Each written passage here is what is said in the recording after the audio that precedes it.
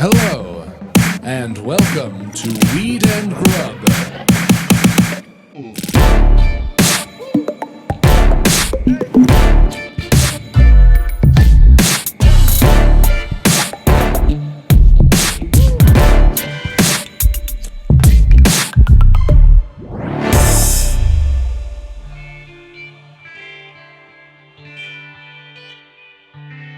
You gotta go first. You're the one who made a bold choice. I took my love for pickles to a whole new level. Yeah. You can't fault me for it. Oh no. I mean, where to begin with this whole debacle? But it was a delicious debacle. It was the repurposing of a pickle on a hot summer day after eating a messy sandwich. I did not have a napkin, but I did have some pickle slices, and you know what? It worked great. It did. It was like a briny nature wet nap. Yeah, exactly right. And you know, I was thinking, like, it makes sense because obviously pickles are made with vinegar, and vinegar is a great cleaning solution. So why wouldn't it work for a pickle slice to take that sticky sauce? Nobody's saying that Nobody's saying that it wouldn't work. What I am saying is, when I'm eating lunch with you in the park and you pick up a pickle and start rubbing it all over your hands and arms. Yes, the solution works. Yes. Also, props to you for giving no fucks about using a pickle as a napkin. Mad brilliant. Also, the first of its kind. Everyone knows I love pickles. They just didn't know how much. I should have some pickle slices in my bag at all times. I never want to use a wet nap again. It was great. I smelled amazing. It was perfect. So for context, we went to a restaurant called Tahim here, and it's just like huge, juicy, overstuffed pitas. The sloppiest of sandwiches. Best. And when we got it to go walk to the park to let Archie run around. Yes. Oh, can I say shout out to the folks at Tahim, because the woman who helped us out gave Archie water, and she was so lovely and kind. And I was just like, it just made it all extra special. Completely agree. Yep. And she was so in love with Archie that she forgot to put any type of napkins in the bag, any kind of forks in the bag. It was just sandwiches and best of luck. Yep. And when we opened those things and the beet juice is running through them, and the chicken thigh, I think, that you got was, pooling in the bottom of the pita, and every bite you take, it's running down your arm. Garlicky, tomatoey, fragrant, sloppy, sticky, delicious. No napkins, but I had a pickle. And it worked. It totally worked. And it made perfect sense in the moment. There's going to be moms with their kids who are eating chocolate ice cream, and they just hand them a pickle to rub all over their face. Speaking of chocolate ice cream, because you and I hung out all day that day, and later that day, or that evening, we were watching a movie, and I turned to you, and I had chocolate ice cream all over my nose. That was when I really needed a pickle, but that was fucking great. Also, shout out to our friend Jordan, who recommended those ice cream bars, because I can't get enough of the sea salt caramel soy dipped vegan chocolate ice cream bars. Yes. They're fucking delicious. They are delicious. So delicious that I got it all over my face. It's like a cocaine-fueled dessert binge. Like an otter and a pile of oysters. I was just like a fucking lunatic. And I was like, am I five? Like, this is a day where I was covered from like elbow to wrist in sandwich juices, and then just hours later I had chocolate ice cream all over my face. And then you took that single pickle dill pouch, unzipped it, and then just rolled the dill from forehead to chin to clean yourself up. You know, those like rose quartz things that you rub your face with to like get all of your lymphatic system draining and everything. I think I'm going to start using pickles. That's great. Yeah. Well, good luck, because you're going to have a line around the block for your pickle party. Self-care, facials with pickles. I mean, I've truly thought about changing my name to Pickle because I'm such a goddamn fan. So I think this would work. I think I should really lean into pickles. Pickles for everything. Pickles for wet naps. Pickles for crunching. Pickles for facials. All of it. All of it.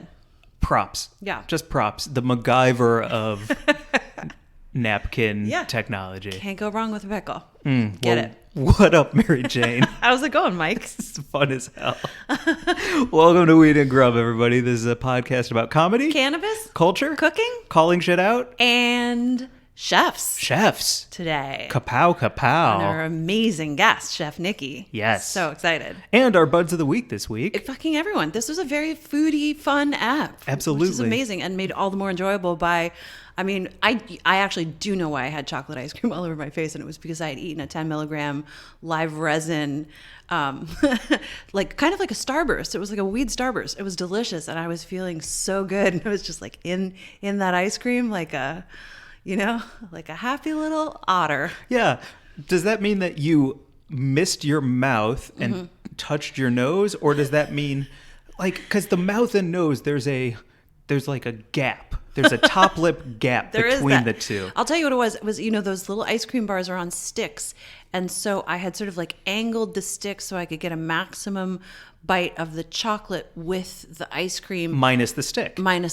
And it just like kind of swooped up my nose and left a little chocolate skid mark. And much to my chagrin and your amusement. It was hilarious. But also props to you also for searching for that perfect bite on a stick, which is quite frankly hard to do. If you eat a corn dog, at a certain point you're going to chomp stick unless you eat it like a corn cob, which could look incredibly crazy. So, stick technology needs to like be better. It's true. There is a last bite of that ice cream bar where it is chocolate on the stick at the base and you slide it out, and I'm always like a little woeful about it. I don't really like the way the wood feels on my tongue. Completely agree. So maybe, I don't know, maybe they should go stick free. 0 sticks. There's really no reason for them, and it's got to be better for the environment. Stick free 2021. Yeah. Yep. Wow. No more sticks. 2021, no more sticks and ice cream. And just the bar. Okay. It should all be edible. The stick should be edible. Duh. Yo, come on. That stick should be made of pretzels or something. I don't know. Something that I could snack on after my ice cream. A pickle. Oh, shit. Do you want to get to the news? Yes, please. I got a pretty juicy story this week. But before we get to the story, we have to talk about OCB. Yes, the Grub Gazette presented by OCB. The Grub Gazette presented by OCB. I'm sorry, but I have to read. So when you say it, I still have to say it. Sorry. Preemptive.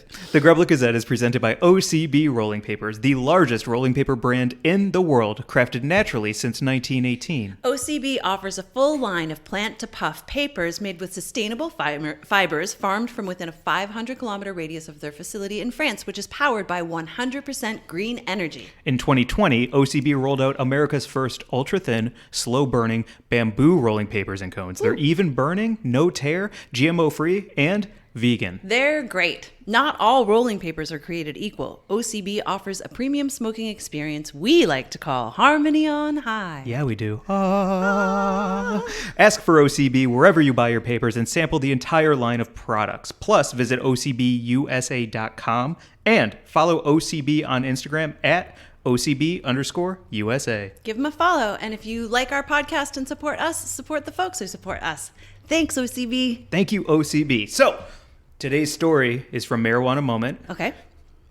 It is a tweet from the U.S. Air Force on May 8th that said, "Don't bring CBD pet shampoo onto military bases." What? So I'll read the whole tweet that they sent out. Okay. Hemp, CBD, and traces of THC can be found in a number of products like shampoo, lotions, and lip balms that you can buy on the open market, but you can't bring them onto federal installation. Even if it's your pets, it's still illegal. Hashtag know the rules. Wow, that's a fucking long tweet. It's a long tweet. And it only got like 10 retweets, 8 likes, so I think they bought them. That's so fucking insane. Can you say more about like what went into this tweet and entire line of ridiculous reasoning? I'm going to push back on that a little bit, but I will after I talk about the reasoning. So the reasoning is that within a CBD or hemp product, there are still trace amounts of THC, and THC is still federally legal. And you are on the U.S. Air Force base or you're on a Navy base. Right. Wherever you are, those products can contain THC. That can show up on a drug test, and that could ruin your career. So just keep them off all properties, and there ain't no fuss, there ain't no trouble. Mm-hmm. You know what is fucking legal, though? What? Oxycodone and Xanax and benzodiazepines and alcohol and tobacco and all sorts of shit that is a lot less problematic than some fucking CBD for your dog. Yep.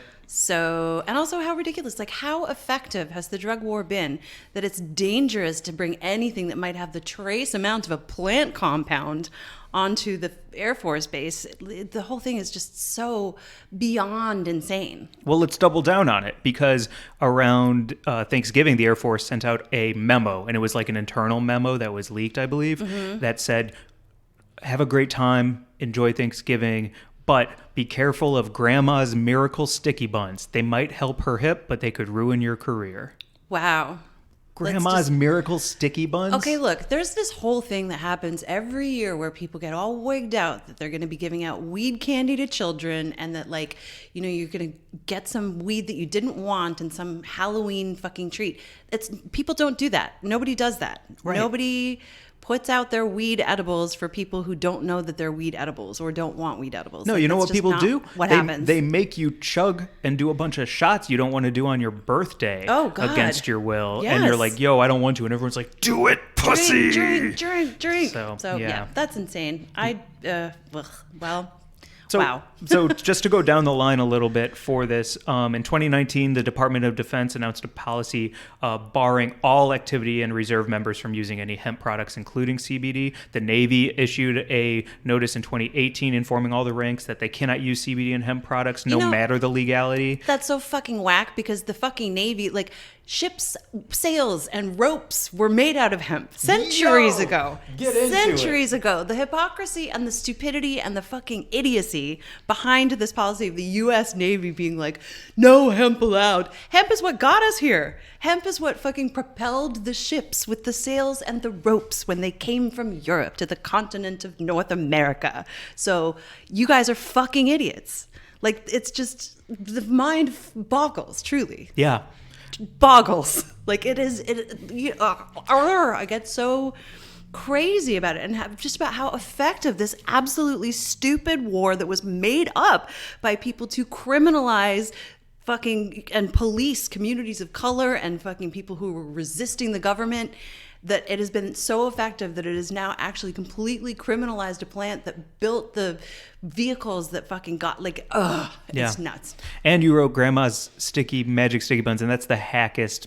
It's like, that's what bothers me the most, is like bad hack comedy, like yeah, that is like perpetuated, and then everybody like has a little tee-hee about it. Tee-hee. Meanwhile, 40K are in prison. Come on. Yeah, and you know, the Grandma's miracle buns might fucking help her hip. Like, the real fucking grandma, Mary Jane Rathbun, who was Brownie Mary in San Francisco, saved and helped so many people in the AIDS crisis. She gave free brownies, pot brownies, out to so many of the people who were suffering from HIV and AIDS to help them eat and help their pain. And like, that's what the fucking grandma with the weed brownies is doing. She's actually helping people who need weed as a medicine.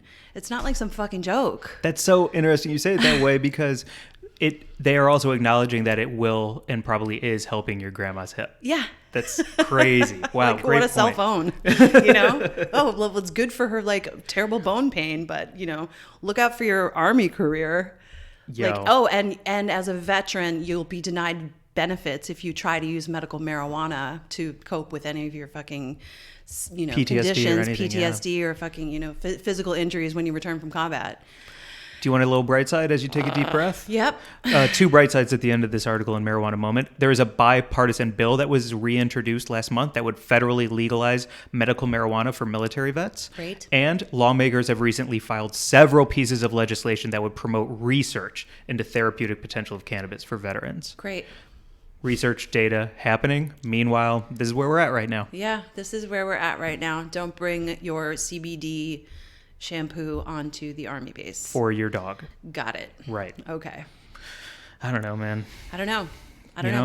Yeah. I don't know, man. It's rough. It is. It's hard. It's Yeah. really hard. What is your favorite CBD delivery system? My favorite CBD delivery system currently is tincture. I have a couple of tinctures I use for Bobo the cat, and I also have some for myself from Care by Design. Love it. It's been helping me sleep, and I've been having some, like, you know, kind of cranky knees and stuff, and, you know, I just feel a little better. It's like I when I take it, I don't notice it, but when I don't take it, I notice it. Really well said. You know what I mean? Yeah, because like the joke is, you want me to take something that isn't like the thing that I want to take, so might help me, but I can't tell. Right. What are you talking about? Yeah. Right. Yep. It's Really well said. Just something that helps my system manage itself without me noticing, Yeah. It's like upgrading my OS. It's like just running quietly in the background and doing a better job when it's got CBD in it. That's awesome. CBDOS? Yeah. Fuck, you're brilliant. That's really cool. I wake up in the morning and I make that like bong sound. Yeah. That's the CBD coming online. And Bobo screams less when I put CBD in his food. Good. Yeah, I know it is good. Please. Yeah, anything that makes that cat calmer is fantastic. You were saying that you were on a business call the other day and he needed the world to acknowledge him, and the people on the other line thought that maybe you lived with demons. Yeah, they were like, "Oh, are you okay? What is that? Should we send help?" He sometimes, just this morning, I fed him and he had eaten and he sat and he cleaned himself, and then he walked into my room and he just started screaming, and I went in and found him just standing I think he's just, he's got dementia. But I just went over and I was like, "Hey, bud." And he just kind of looked around and he was like, Oh, there you are. I just, needed to stand here and scream into space for a minute. There's got to be a video out there, so thank God, because then we don't have to make it, of like if a cat was a child that you lived with. Yeah. And it was all the motions of like feeding a little kid and then him just walking into the other room, staring into space and screaming at the top of his lungs and then leaving equally as quietly and abruptly. It's wild. It's a wild experience to have that little animal in my house. I'd come back as a cat, though. You would? Yeah, I want to know all the... Because they hate being on this plane. Yeah. They can see ghosts and they're wheeling and dealing in the underworld. So I'd like to come back as a cat and see what the other... what's it called? The other... planes, levels, where they can go, they can flicker in and out of existence, and where they visit when they're not here. They roll their eyes that we're like, a launch to Mars, and they're like, literally takes me 5 seconds. Yeah, literally, I'm there when I shut my eyes. I always think it's weird when people are like, cats are so cute. I'm like, I've never met a cute cat. They're all like tiny predators. They're crazy. It's, Bobo is straight up like he sniffs my eyes. Sometimes I'm like, are you just trying to see if I'm dead so you can eat me? Yes, he wants to gobble your pupils. Yeah. Totally. I bet they're delicious. Wait, gobble my what? Pupils? Oh, I thought you said pubes, and I was like, ew. My pussy wants to eat my poop. No, I'm not going to say it. Moving on. From that. What else is popping, Mary Jane? We got to talk about those Chiles Rellenos that we ate. We have to. We've had a lot of eating outside in the park recently, and it's been quite nice. That's the only way to do it. It is. In a pandemic. And you discovered these Chiles Rellenos through the New York Times? No, my sister did. And my sister sent me a message, and she said, next time I come to LA, we have to check these out. And she had seen it in the New York Times. It was an article about these Chiles Rellenos that are being made by Andrea, who you met, in her home in East LA. There's a great article. We'll link it in the show notes. And basically, it's a family recipe that she loved growing up, and she always begged her mother to make more. And then it's funny, the article says she understood her mother's reluctance to make more as soon as she made the chiles herself, because I think it's a lot of work. It looks like a lot of work. Oh my God, they're incredible. So they're roasted poblanos that are then stuffed with queso, and then they're dipped in a batter with egg batter, and then lightly fried, and then simmered in this like tomato garlic sauce. That's incredible, and I'd never had anything like it. Me neither. I'd had Chiles Rellenos in, I think, Mexican restaurants, but never like really known what the whole dish was meant to be. I've never had grandma. Right. I've never had grandma style. I don't know that I've had grandma style food that much. And to have it coming out of somebody's home, it started last year during the pandemic, correct? Yeah. And man, shout out to the New York Times for finding these like wonderful, I don't even want to say diamond in the rough, because I think that isn't fair to the idea of just great people making great food, but searching for and then shining a light on these types of things is fantastic. Yeah, it's the New York Times food critic who's based here in LA, Tehal Rao, I think. I hope I'm saying their name right. And it's a fantastic article, a really great profile. It talks all about the recipe and also all about Andrea, she teaches English and math and also reads tarot cards. And this is a Sunday side business. So we went on Weed and Grub, Yep. we DM'd, set up a pickup time, Venmo'd, picked them up. Yep. Boom bop. Yeah, when you send, it's $13 like a per Chile. And hefty. And hefty. Yo, can we talk about when he handed me that bag The and my food heft? arm? Oh, just an incredible food heft. So such a satisfying heft. And so yeah, when you Venmo the $13 per platter, you get a delivery address and a window in which to pick it up. And we showed up, and it was like ready and waiting, and we went to the park, and it was just magical. Yeah, it was very funny too, because we both devoured them, ate them so fast. They were so good. And then we looked at each other and we were like, we need to race back to your place before the nap hits. And I drove your car so fast back to your place. And then we both hit your couch on different ends and we're out. Like the nap hit, it was like a countdown to Z's, and it was deep sleep. It felt like more than a nap, because I feel like I was down for, like, I went to sleep when it was light and I woke up when it was dark, and that was okay because it was a Sunday evening. It was sort of perfect, like the window that we timed it, because we ate our dinner in the park at magic hour, got back to my place just as the sun was about to set, and then I woke up and I was like, it's straight up like 10 o'clock. I think I could just go to bed for the night, which is so exciting. Yeah. What a great feeling to have a wonderful sleep. Ooh, it was great. That was awesome. And we should say, because as we talk about this is our buds of the week this week. Yes. The three of them. Yes. 100%. So can we share their names and then their Instagram handle? Yeah, the Instagram handle is, I hope I'm saying it right, Mamisxiles, which is Mamisxiles. And it's Andrea, Christian, and Isaias. Yep. And I think I either met Christian or Isaiah at the door. And it was also really cool. I didn't want to take a picture because that would have not been the tone I want to set with these strangers. But there was a board outside there that had prices for tarot readings. And immediately I was like, yo, could I get these again? Yes. And get my tarots read? I definitely want to go back. I need to have them again. They're so incredibly delicious. And let's do it with the tarot reading next time. It would be fun. I've never had one except for on a podcast doing a card pull. So I've actually never had I've never had a psychic. I've never had a tarot. I've never had a palm. I've never had a crystal ball. I've read a horoscope in the newspaper that says something like, you might see a blimp today. It's your birthday. And that's about it. So I would love to do that with you. My treat next time. Okay. Yeah, we'll go together. We'll get our Chiles Rellenos and our tarot reading together. I'll take you up on it. Great. All the way around. And then a deep nap. Also, do you love the way that I can't say Chiles Rellenos? It's hard. I don't know That why double you L. feel the pressure to add the accent I'm on not, that. though. Rellenos. Rellenos. I don't feel confident in anything except for my lazy English. So I just want to support things and say it the best I can. Right. And that is the best I can do because it's more important to me to support. Awesome. So, Chile Rellenos. Well said. Thank you. I'm following you on that. Chiles Rellenos. Yeah. Got it. There's a great bit by my friend Nick Vatterott. He might have done it in his Conan O'Brien set where he only changes the word of the menu item he's ordering at each type of restaurant. Okay. So he's like, I will have the margarita. And so, I don't want to do his bit. It's his. But yeah, it's a good bit. That's awesome. Yeah. Solid. Anyway, thank you all so much. They're delicious. And Buds of the everybody week. check them out. Check them out. Again, that's Mamisxiles, Mamisxiles.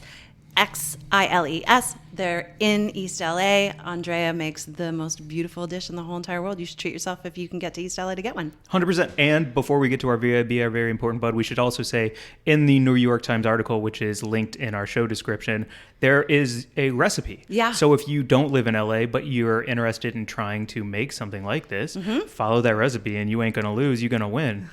Exactly. Yeah. Love it. Do you want to get to our VIB? Let's get to our VIB, Chef Nikki, who is one of the most sought-after culinary entertainment chefs in the country and has a touring cannabis culinary entertainment brand called the High End Affair Experience. And she's catered to everyone from Snoop Dogg to the Migos to DJ Khaled. Yeah. She's Dave Chappelle's chef. So if you've seen any pictures from summer camp, which has been going on safely in Ohio, which is where Chef Nikki is living, she's Dave Chappelle's chef. Yo. Yeah. And she should be. She's incredible. She makes delicious looking food. And we had such a fun hang with her. She was talking about some new recipes that she's developing for packs and just all the exciting stuff that she has going on. It was just so cool. I can't wait to hang and cook. And smoke. And smoke. And then you pull out a pickle with her. We're eating some delicious food that she's prepared with us. And she's like, napkin? And you're like, no thanks. And you're just rubbing. I've got a pickle wet nap right here. It's one of those like quarter size hamburger slices, and you're just rubbing it on your arm. Yep, little bread and butter pickle to get that barbecue sauce off the corner of my mouth. And then you snack on it. I'm so glad that you're not mortified by me. It's great. I think you're brilliant. Thank you. You want to get to it? Yes. All right. Without further ado, here is our interview with Chef Nikki.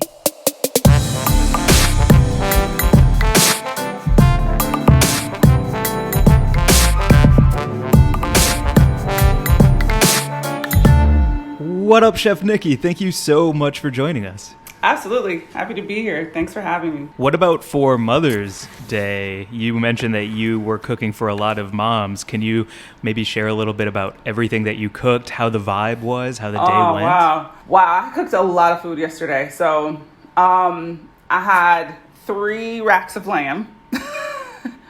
Let me start off with the past hors d'oeuvres. We had oysters on a half shell. We did them Cajun style, very New Orleans, a little spicy, with a little bit of champagne vinegar. And then we also did some potato latkes, some truffle creme fraiche with caviar and chives for the past apps, first course. And then we went into lamb. We had a kale Gouda stuffed chicken. We had asparagus risotto. We also had, our vegan option was curry jackfruit with jasmine rice, roasted. We had some fire roasted broccoli. We did a lot of vegan stuff. Plus we had these twice baked sweet potatoes that I got like the hugest compliment. Robert Glasper is an amazing pianist. He's like Coltrane of our time. And he said these were the best sweet potatoes he's ever had in his life. And he's from the South. So wow. Yeah. So we had tons of food. Everybody had a good time. It was great because all the moms were happy. I had to make, you know how when everyone's hungry, they all rush, but I'm like, don't forget, all the moms go first. So I had to dial all the kids back so their mothers could sit down first. So yeah, but it was a great day. So before we talk about your collab with PAX and everything like that, we got to start a little bit at the beginning because I want to know, where did you learn to cook? Why did you stop being a neurosurgeon student? There's so much to talk about. There's a lot to talk about. So where do you want to start? Who got you excited about cooking before you decided to lean into cooking? Yeah. So my mom is really not a cook at all. She's a single mom. And we, she just kind of make do with crock pots, So a lot of my skills that I started to hone were with my grandmother because she was the only one that would take time to explain things. Of course, grandmas have time. They have plenty of time. So, especially for grandbabies. So oftentimes when we would do big family meals after church on Sunday, I would just stand in the kitchen next to my grandmother and, just kind of watch her do things. And then I started to realize what her hacks were, things that she would do to make things taste good. Like she would sneak, the broccoli I grew up when she would make broccoli, it tasted so good. I was wondering why kids didn't like broccoli because my grandmother would cook broccoli in broth. She would put a little broth cube in it. I'm like, this is so savory. It was so really good, right?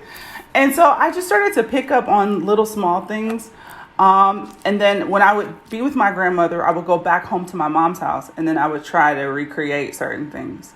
And my grandmother was the bomb at pound cakes. So that was one of my first things that I wanted to try to make was a pound cake. And one day my grandmother gave me her pan. Now this pan I still have. Probably at the time she gave it to me, it was probably already 20 years old. You know what I mean? Like an old seasoned bunt. And it's got the little crust in the edges, which lets you, you know what I mean? It's got the little crispy bits.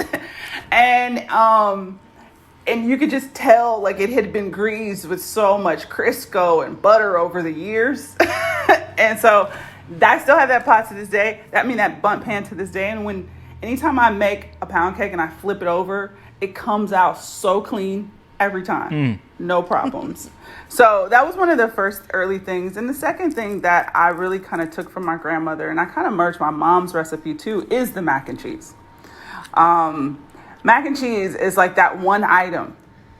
When you bring it to the table, whether it's a holiday or just a regular, dinner, everybody's like, what is, like, especially the bubbling grease at the top, the crispiness, so mac and cheese became my, very first love of all things. And then you went to school and studied medicine, is that right? Mm-hmm. I went to school, and I initially, when I started attending college, I thought I wanted to be a neurosurgeon. This is back when I thought Ben Carson was an okay guy.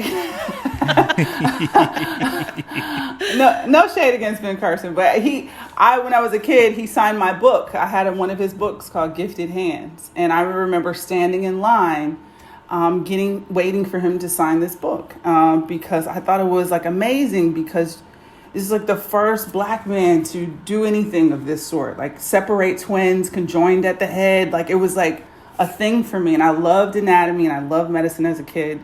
And so when I went into school, I decided to major in pre-med, and with the hopes of becoming a neurosurgeon. And then I had several meetings with my college advisor, which pretty much left me in a very discouraged state. That's probably not, I'm not going to make money until I'm 40, probably. Real money, because I'm paying back loans and med school and stuff. So I was like, well, give me something a little bit less time. And then she suggested pharmaceutical sciences. And I kind of just stayed in the science field with studying pharmacy, biology, chemistry, food science, animal science, things like that. So, yeah. We have a couple of similarities. I loved food growing up, and my grandma, her trick was she made the best hot cakes. She called them, instead of pancakes, hot cakes. Yeah. And she would always fold in sour cream, which gave them a tart lightness to them that was so unexpected for everybody. Mm-hmm. I love those grandma tricks. Aren't they great grandma tricks? And then yes. you see how really restaurants really owe grandmas a lot of cred, because the trend now is to fold ricotta into pancakes. Right? Mm-hmm. Mm-hmm. But if you think about it, grandma was already on trend putting sour cream or creme fraiche and things like that into pancakes. But now it's just all the rave. Yeah, there needs to be a shout out to grandma's restaurant. There really does. Somebody needs to do it. Maybe I'll do it. Yeah, you have time, it sounds like. For sure, right? And then in college, I went to school for kinesiology. Kind of the same way, because I loved how the body worked. Mm-hmm. And then I learned that I was not going to have a professional career until my 30s. Yeah. And I needed to find something else. But I think it's scary because that's such a guaranteed path. If you're really good at it and you have steady hands and you're smart and you retain knowledge and you care, you will make bank eventually. You will come out on top. Absolutely. But what was it for you because you made a leap, you made a scary ass leap instead of that guarantee? How did your family feel? What made you do it? How did it all come together? Oh man, my family's opinions, I love them. They're always the best, right? It was kind of one of those things that I had to kind of decide for myself the quality of life that I wanted to have. And I realized that I was a creative just as much as I had a very scientific mind. Growing up, it's not that my mother wouldn't allow me to be creative, but, parents, kind of growing up in the 80s, 90s, if college was go to college, you go to, whatever grad school, you get your job, your family, your children, and that's it. You know what I mean? You make money, retire, go on vacation, things like that. And so my mom was not very, initially she was just food? I was like, yeah. And then my dad was like, there's no money in that. And I was like, promise you, there's money in it. Just give me a second. I have to figure out how to work it. So getting into culinary, I had to pay attention to the entrepreneurs I had around me in order to actually make money at it instead of just going to work at a restaurant. I valued being creative, being able to have days off when I wanted them, you know, being able to just energetically enjoy the exchange that I have with people when I'm feeding them versus filling their prescriptions. How did you sort of establish once you had like decided that you were going to move into the culinary arts, how did you sort of develop? Like, did you like work under people who mentored you, or did you just sort of develop your brand on your own? What was that like for you? It was kind of a simultaneous of the two. I definitely worked under a lot of chefs just to really hone my skills, because I did not go to culinary school. And so I always, I always let people know that I did not go to culinary school, but what I did, because I'm very hands-on, I feel like, no shade against culinary school, but it doesn't teach you how to get a job, right? It doesn't teach you how to be an entrepreneur. It just teaches you like basic technique to, just kind of join the rat race of the restaurant. So I started establishing myself by creating events that were just a little bit different, and inviting, off the cuff folks, and then they would just show up, like we would extend the invitation, and I sometimes would be surprised at the people that would come to the events, especially when I got into the cannabis space. Before you talk about the events, can you share what city this is in? Oh, now when I first started, I started in Ohio. I definitely started in Columbus, Ohio. A lot of the guys I went to college with, a lot of NBA, NFL athletes, Ohio State is known for pushing out a lot of athletes. So a lot of them are still my friends. So I started there with my core group. I have, a lot of people in entertainment in my network. So I'm just like kind of throwing myself like, hey, if you need events, if you need catering, if you need meal prep, if you need whatever, I'm here, I'm available. And then when I got my foot in the door, then that was the opportunity for me to just show out and try to maintain my position in their minds and their food memories. So I think that's really what I've been known for, is just creating food memories. And when you go back and think about that meal, you're like, I should probably call her again to do this next party. So, yeah. Can you share any stories about working or cooking for like Migos or DJ Khaled or Diddy or Chappelle? Because I saw those pictures on your IG of summer camp, which looked incredible. And I know that's coming to Netflix. Yeah. Do you have any stories you feel comfortable sharing with us? I mean, I guess I could always have stories, but there's usually, all of them are very different in the way that they eat. So I focus on that. I mean, with Chappelle, there's always something funny, because it's just, I'm cooking for a lot of comedians all the time. So, like yesterday, Donnell Rollins, like I joked that I prepped all of his stuff for his potato salad.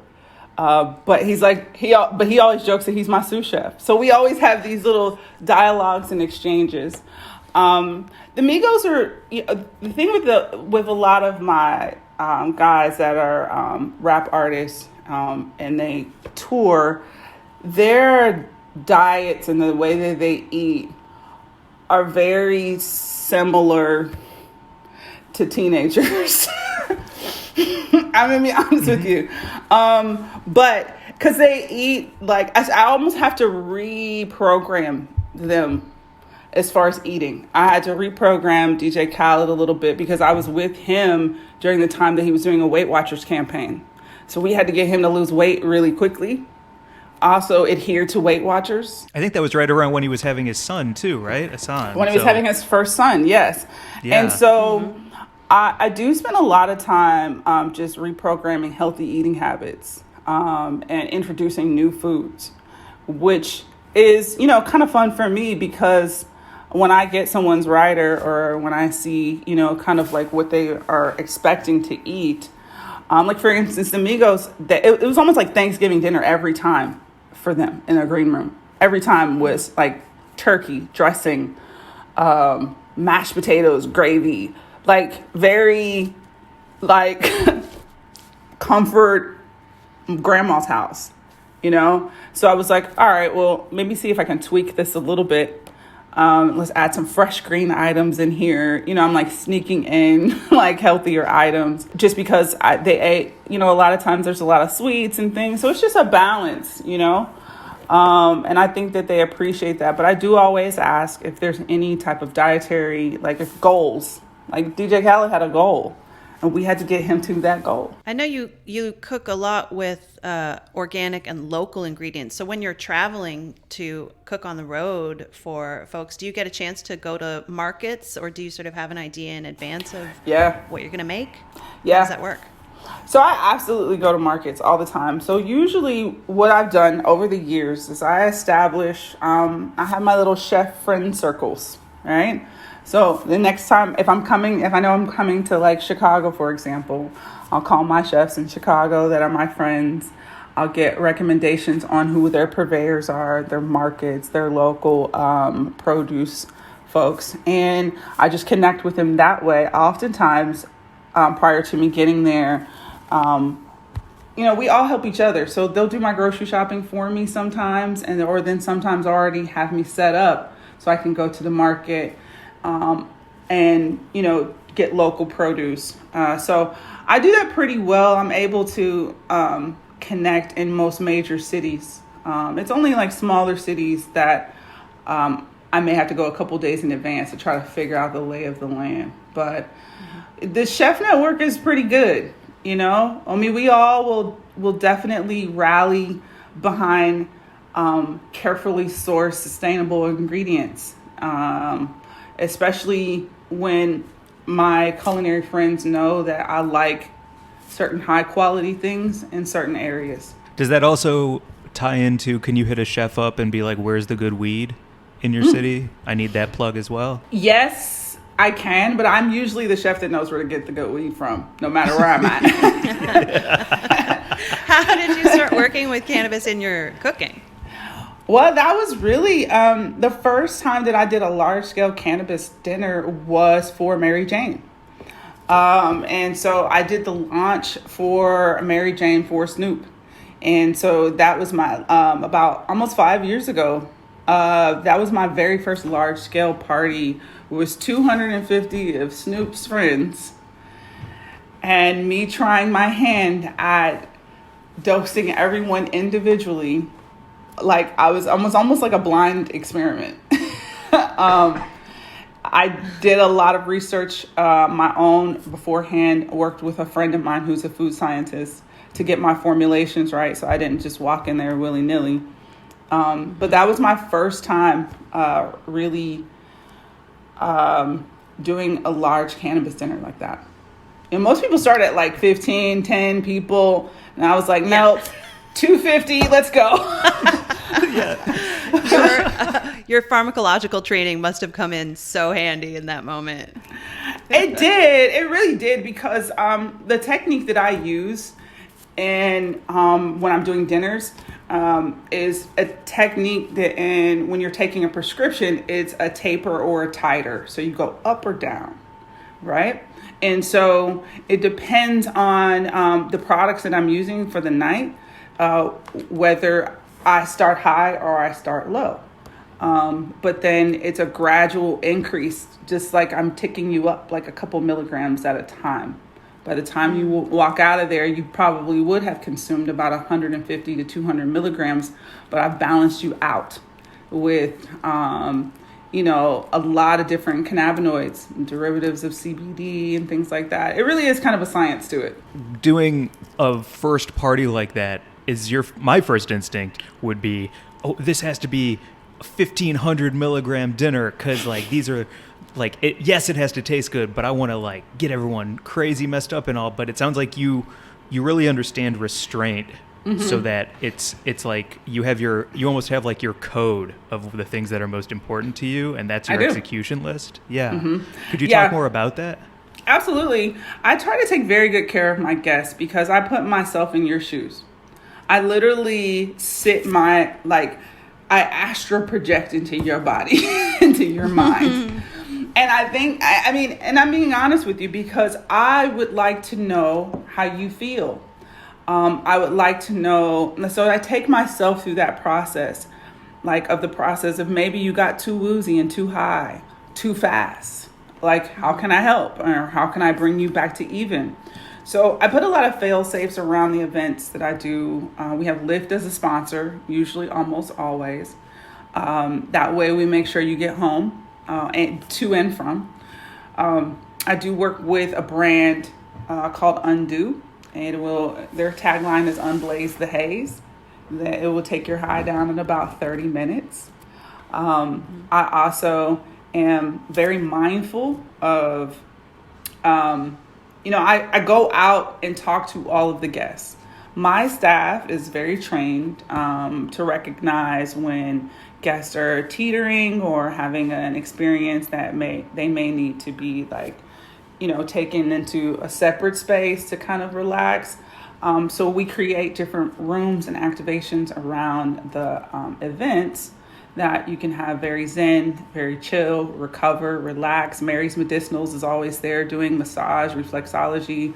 So we have a lot of little things that not only is this just dinner, but we are also very mindful that everyone has a different reaction. And some people get really, really dumb high off of 20 milligrams. Me, 20 milligrams, I don't even bat an eye, but I'm different, okay? Because I eat infused foods almost daily. I'm probably on average a 400 to 500 milligram a day person. Sounds crazy, but I am. but my body is also acclimated to that. But knowing I may have a first timer, I get a lot of first timers. Because eating infused food can be a novelty at first. Because you're everyone's doing it, seems cool, I want an edible too. And I'm baby, this is not an edible. This is a journey, okay? This is a journey. And so before I even serve one thing, I have the most adult conversation with all of my guests. I stand on top of the counter or a ladder or a chair or anything. And we go over safety. We go over consent. We go over boundaries. Everyone has signed an NDA to attend. But I still have more things to say outside of that NDA just to be mindful. So there's a lot of checks and balances, a lot. And usually probably about within 2 hours of the party, I always step in because I have everything on a 25 to 30 minute tapered, right? As far as the courses are coming out. But I have multiple times have stopped and checked all of my guests. I will come and look in your eyes, me and you, okay? And then I will go back to the kitchen and I will readjust. I'm so interested in this because I'm fascinated in the different technologies that you use as well to adjust and the different types of infusions that you're working with. Yeah, and for me, the adjustment is made based upon, number one, I got to get you home and I don't want you falling asleep anywhere. You know what I mean? And so what I do is I make the adjustments with a certain balance of CBD. I use, there's a delivery method with cold pressed olive oil that I use when I add it into food, it also starts to readjust your blood system and it'll start stripping the THC. So, there's a lot of science behind it. I have a little baby lab in the kitchen that is it's really kind of hidden, but there's a lot of, all of my equipment that I use is literally from labs. It sounds like we're invited. Would love to attend. Oh, you're invited. Oh, for sure, you're invited. We're inviting ourselves. We're inviting ourselves. Yeah. You're there. This ties into your collaboration with PAX for their Era Life because so far 2 recipes have been released, and I know that there's more recipes to come, and that those maca, I think I'm saying it right? Matcha. Those matcha pops. Ooh, and those carrots. Mm-hmm. Can you talk a little bit about those recipes and your collaboration with them? Absolutely. First of all, I love PAX. Just know that. PAX. And my relationship began with PAX a couple years ago when they sponsored one of my events in Detroit. We had a PAX house, and it was beautiful. Like ever since then, I've been like obsessed with the vaporizers. But this campaign was really cool because they have the 4 new colors, and I was challenged and tasked with creating recipes that match those colors, that we were using the tagline less is more. So really simple ingredients, very clean, nothing to really overthink, very quick and easy steps. You should be able to get all these things done. All these recipes shouldn't take any more than like 15 minutes, honestly. Really easy. So the first one, carrot bacon, the blazing carrot bacon came out first. And it was funny because I decided to make all the recipes vegan. PAX didn't ask me to do that, but I thought this is a great opportunity to give people some new, fresh ideas on how to think and eat clean. And I think oftentimes people feel like when you're making vegan foods, it's going to take you all day. You know what I mean? Like, yes, if you're making cashew cheese, that'll take you longer. But if you're just going to the store and getting a bag of carrots and all you need is tahini and coconut aminos and maple syrup and liquid smoke and you're done and it just tastes like bacon in like 15 minutes, like, come on, man. Why not? Yeah. Like, why not? Like, why not? So those are kind of like some of my favorite recipes I've done so far because I love the colors. And then the green with the matcha ice pops, it's like a chartreuse green. It's very like, it's kind of like a mystical, like, what is that green, right? So I thought matcha would be a good thing. We all every now and then may go to the coffee shop and maybe get a matcha green tea or something like that. But I felt that it would have been tasty to add some coconut, a little bit of agave, some oat milk, and blend it all up with an avocado, popsicles, done. Now, if you've got kids, that's a great recipe for kids because they'll just eat that up and they're getting avocados and they're getting, all this healthy stuff, coconut and all that stuff. So super easy. And if you'd like, that would be a good recipe to add the water-soluble rosin capsules because you could just do 10 per pop. 10 milligrams per popsicle. So I think that was a good thing. And it's the same thing with the carrot bacon. It was funny because I try not to always read comments. But one of the comments were like, what's the point of these recipes if they're not infused? I was like, but you can infuse them. It's so easy. I mean, I didn't include that in the campaign, but it's very easy to infuse any of these recipes. With any, like, you could use distillate, you could use rosin, there's no butter in any of the recipes, so I wouldn't recommend using oil. But the ones that are coming out, I can't wait for y'all to see. Can't wait either. The next one, we have a blue spirulina smoothie bowl, and then we also have a forbidden rice sushi, which is an onyx sushi. So teaching people how to roll vegan sushi. I love the grass as far as the PAX era goes, the grass as that color, that green. Yes. And that's my favorite of the 4. It's bomb. It's fucking bomb. It is. And then the other thing that is exciting, we are trying to eat as healthy as possible and cook more than we go out to eat at all times. And a lot of the ingredients that you're using, once you have them in your kitchen, they're pretty shelf stable. Like the tahini will last a very long Forever. time. You just got to get it in your fridge and then start using it. So it's very cool that the recipes that you're making, those ingredients have so much potential and they will last and they're like worth the investment and the money that you're paying for them. Yeah, you've really encouraged me to up my pantry game because like having some good amino acids on hand or like, investing in good maple syrup, for instance, which I think is like something that you never think about, but it's such like, it's something that adds like luxury to most dishes. Yeah, it'll add luxury. And always remember, I always tell people don't forget to put your maple syrup in the refrigerator. Thank you.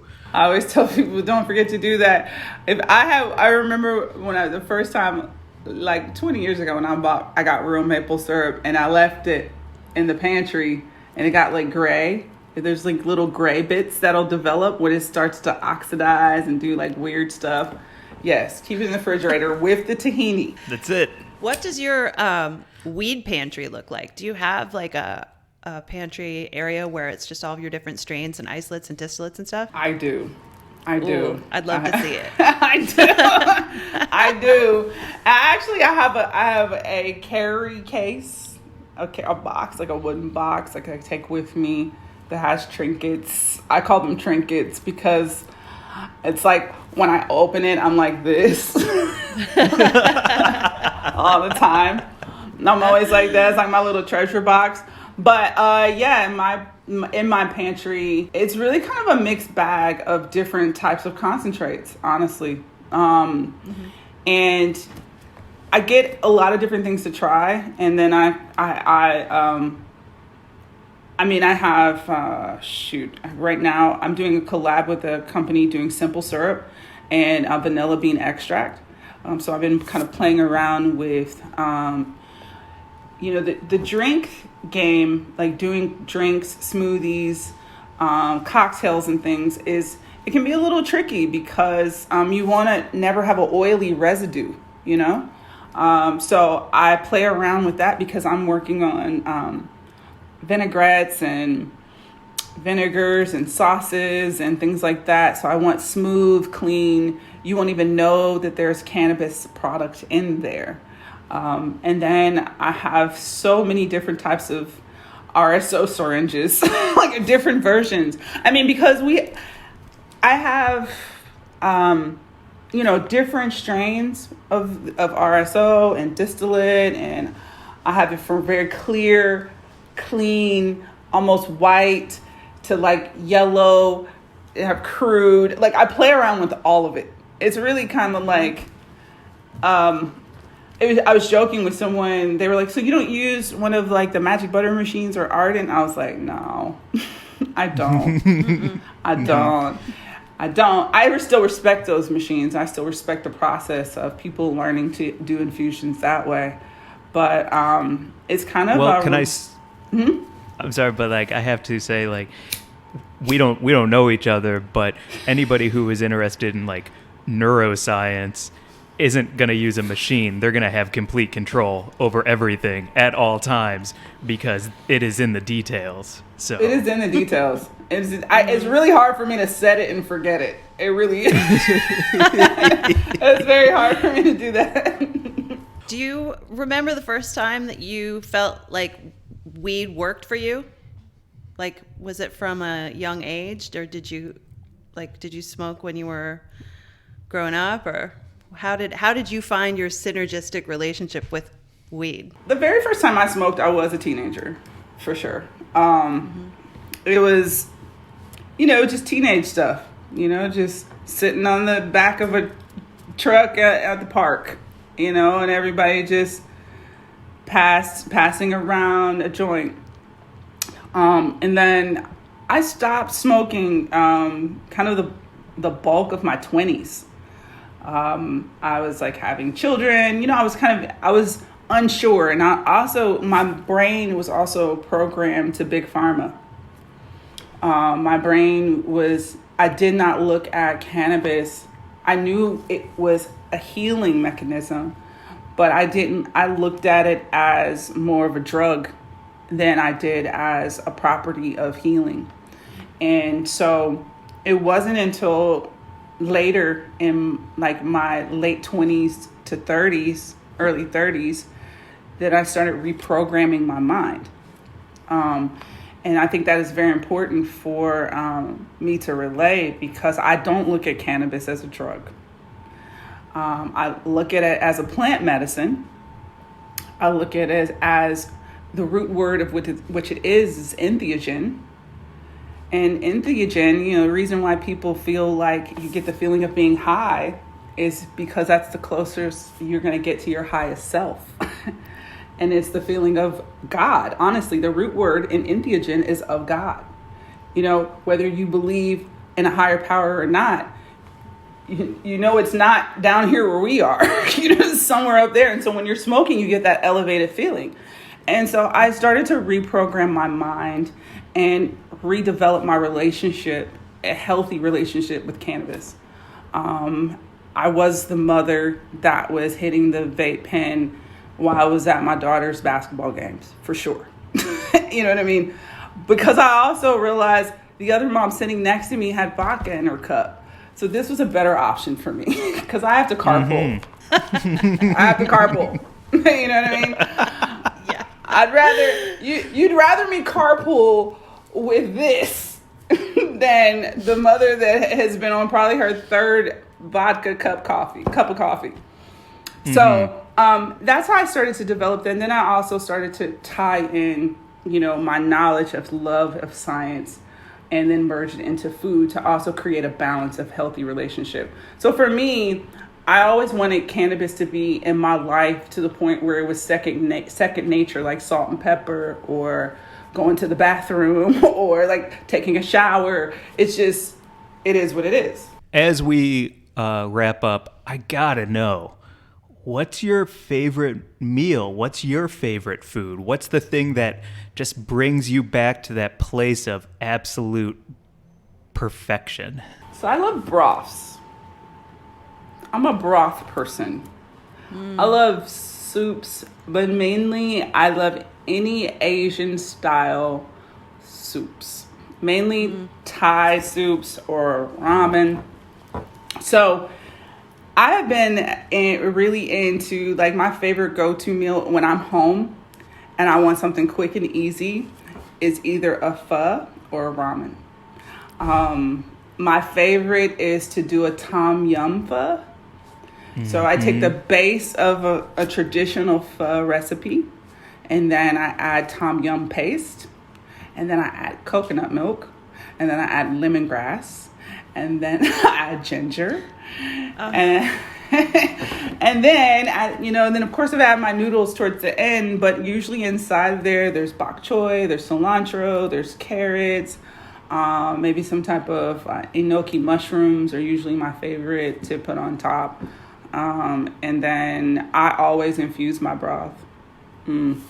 So good. So good. Yeah. So that's one of my favorite go-to things for myself. I just love a really good broth. I have a restaurant pitch for you. Yeah. It is a tom yum pho restaurant where with each order you also get a blanket and you get to wrap yourself in the blanket while you eat it, and it's just called Cozy. And that's what the restaurant is. Can I add beanbags to that pitch? I was going to say, you got to have something soft to sit on and the beanbag. And you need to have, everybody should get a pair of really good cozy socks. Like some really good socks. I think that would be the bomb. Yeah, so I may take you up on that. We can try it as a pop-up if you want to do a collab. Let's go. You guys bring the warm fuzzies. I'll bring the broth. Beanbags, blankets, and broth. Well, now that the world is opening up a little more, hopefully we can make that happen, and you'll I imagine start to travel again and cook all over the place. So are there places that people will be able to come find you anytime soon? Of course. I'm usually pretty visible. I've got a few things coming up with PAX, a few events. And I have a few things coming up with Weed Maps. We are bringing the High End Affair back now that we can start having people again. And we'll be COVID testing before every High End Affair just to make sure we're all good to go. But yeah, the High End Affair is coming back. So I will be able to have a schedule put out by the summer. For sure. And what is the website, the Instagram? Where can everybody make sure? Because everybody should be fucking with you. So where can they start? Thank you for saying that. I'll take it.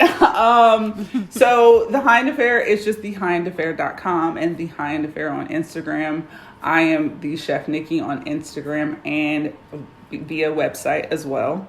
I usually always post if I'm having an event that's open to the public, and I think that I should be we just got on the the table and asked. So now brands are asking for their own private high-end affairs. So, which that's awesome. Which is great. That was kind of the point. Yeah. that was kind of the point. So we've got some very brand-centered high-end affairs coming up that'll be open to. Usually, I like to keep the numbers 300 or less. So they're not ever going to be like thousands of people, but I'll come to a city near you, I promise. As long as it's rec. Thank you so much for hanging out with us. This has been so cool. It's great to get to know you, and I can't wait to make all these recipes. Oh my gosh. Yeah, thank you so much. It's such a pleasure, and I'm so excited to come to one of your welcome. events. If you want to follow us on Instagram, we are at Weed and Grub. Our email is wg@weedandgrub.com. Hit us up for anything at all. I'm pretty addicted to my phone, so I'll probably be on it. And if you would like to check anything out, there is a bunch in the show notes, so you can just click on those links and go to town. Chef Nikki, thank you so much. Please come back anytime. Absolutely. Let's do it again. Let's cook together next time. Yeah, let's do it. That'd be awesome. Thank you so much. You're welcome. Bye, everyone. Talk to you soon. Bye. Bye.